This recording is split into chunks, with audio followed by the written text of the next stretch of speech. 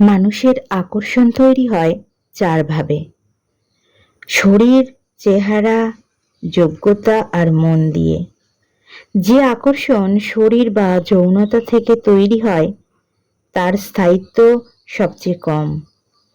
বেশ কিছুদিন তা পেলেই আর কোনো আকর্ষণ থাকে না।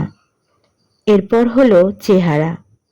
এটার স্থায়িত্ব শরীরের আকর্ষণের চেয়ে বেশি।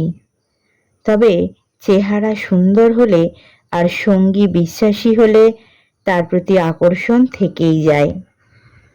বেশিরভাগ আকর্ষণ এই চেহারা বা রূপ কেন্দ্রিক হয়। এরপরই টেকসই হলো যোগ্যতার আকর্ষণ। মানুষের যোগ্যতাও এক ধরনের সৌন্দর্য। যোগ্যতার জন্য যে আকর্ষণ তৈরি হয় তার স্থায়িত্ব হয় অনেক বেশি।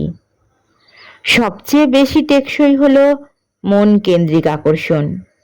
কিন্তু মনের আকর্ষণ সহজে তৈরি হয় না। এটির জন্য সময়ের দরকার হয়, অনুভূতি তৈরির দরকার হয়। এটা যেমন ধীরে ধীরে তৈরি হয়, তেমনি এটার স্থায়িত্বও অনেক বেশি। কিন্তু সব আকর্ষণই একসময় কমে যায়, কেউ স্বীকার করুক বা না করুক, এটাই বাস্তবতা। তবে এর সাথে সাথে সময়ের প্রেক্ষিতে ব্যালেন্সও তৈরি হয়ে যায়। আকর্ষণ একসময় গিয়ে পরিণত হয় অভ্যাসে, মায়াতে, দায়িত্বে।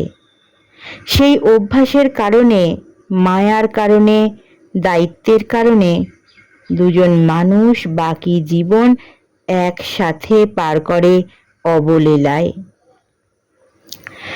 এই আকর্ষণ, অভ্যাস, মায়া, দায়িত্ব সবগুলো মিলেই একসাথে তৈরি হয় প্রকৃত ভালোবাসা।